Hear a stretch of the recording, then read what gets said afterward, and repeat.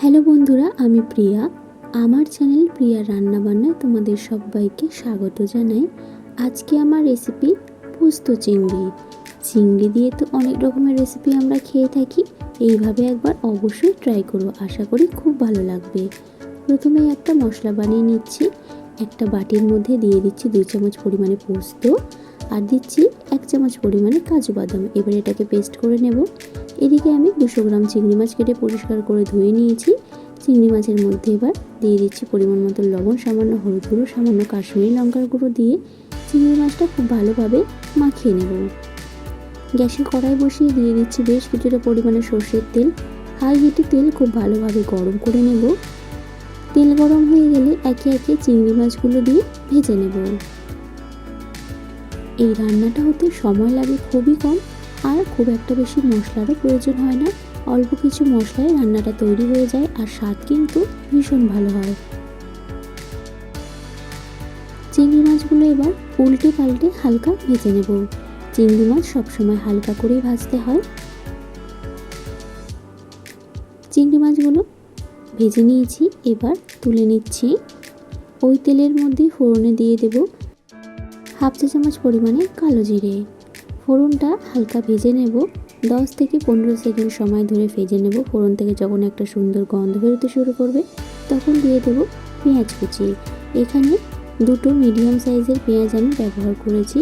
পেঁয়াজটা বেশ লাল লাল করে ভেজে নেব। দেখো, পেঁয়াজ খুব সুন্দরভাবে ভেজে নিয়েছি, পেঁয়াজের কালারটাও চেঞ্জ হয়ে গেছে। এখন এর মধ্যে দিয়ে দিচ্ছি টমেটো কুচি, কাঁচা লঙ্কা কুচি। ঝালটা নিজেদের পছন্দ অনুযায়ী অ্যাড করবে। সামান্য পরিমাণে একটু লবণ দিয়ে আবারও সব কিছু একসঙ্গে ভেজে নেব। টমেটো দেওয়ার পরে একটু লবণ দিলে টমেটোটা তাড়াতাড়ি নরম হয়ে যায়। খুব ভালোভাবে ভেজে নিয়েছি, টমেটোটা নরম হয়ে গেছে। এখন এর মধ্যে দিয়ে দিচ্ছি 1 চামচ পরিমাণে আদা রসুন বাটা। আদা রসুনের কাঁচা গন্ধ যাওয়া অবধি ভেজে নেব। এখন এর মধ্যে দিয়ে দিচ্ছি পরিমাণ মতো লবণ, সামান্য হলুদ গুঁড়ো আর একদম সামান্য কাশ্মীরি লঙ্কার গুঁড়ো। তোমরা এখানে কাশ্মীরি লঙ্কার গুঁড়ো নাও দিতে পারো, কালারটা ভালো আসে তাই আমি অল্প একটু দিলাম। মশলাটা খুব ভালোভাবে মিশিয়ে নিলাম। মশলাটা ভালো মতো কষানোর জন্য সামান্য পরিমাণে একটু জল দিয়ে খুব ভালোভাবে মিশিয়ে মশলাটা কষিয়ে নেব। মশলাটা খুব সুন্দরভাবে কষানো হয়ে গেছে, দেখো কালারটাও ভীষণ সুন্দর এসছে। এখন এর মধ্যে দিয়ে দিচ্ছি কাজু পোস্তর পেস্ট। বাটি ধুয়ে সামান্য একটু জল দিয়ে দিলাম। আবারও খুব ভালোভাবে মিশিয়ে নিয়ে গ্যাসের ফ্লেমটা মিডিয়ামে রেখে মশলাটা খুব ভালোভাবে কষিয়ে নিতে হবে। মশলা কষানোর উপরেই কিন্তু রান্নার টেস্টটা ডিপেন্ড করে। দেখো, মশলা খুব সুন্দরভাবে কষিয়ে নিয়েছি, মশলা থেকে তেল ছেড়ে দিয়েছে। এখন এর মধ্যে ভেজে রাখা চিংড়ি মাছ দিয়ে দিলাম। মশলার সঙ্গে চিংড়ি মাছ আরও মিনিট 3-4 সময় ধরে কষিয়ে নেব। এই সময় গ্যাসের ফ্লেমটা কিন্তু লো টু মিডিয়ামে রাখতে হবে।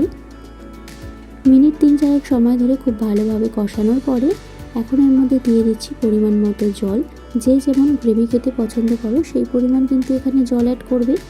খুব ভালোভাবে একবার মিশিয়ে নিয়ে গ্যাসের ফ্লেমটা মিডিয়ামে রেখে ঢাকা দিয়ে মিনিট 5-6 সময় ধরে রান্না করে নেব। ফিরে এলাম 5 মিনিট পর।